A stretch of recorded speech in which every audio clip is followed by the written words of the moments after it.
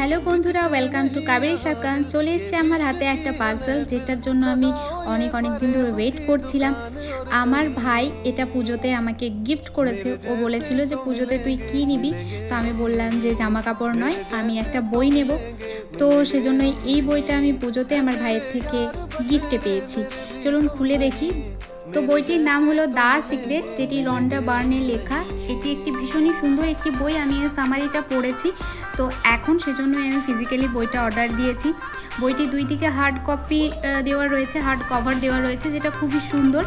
আর ভেতরের পাতাগুলো খুবই সুন্দর। ইংলিশে লেখা বইটা। এই বইটার ইংলিশটা ভীষণই সহজ, ইজি, বুঝতে পারার মতোই, খুব একটা অসুবিধা হবে না। আপনারাও চাইলে অর্ডার করতে পারেন।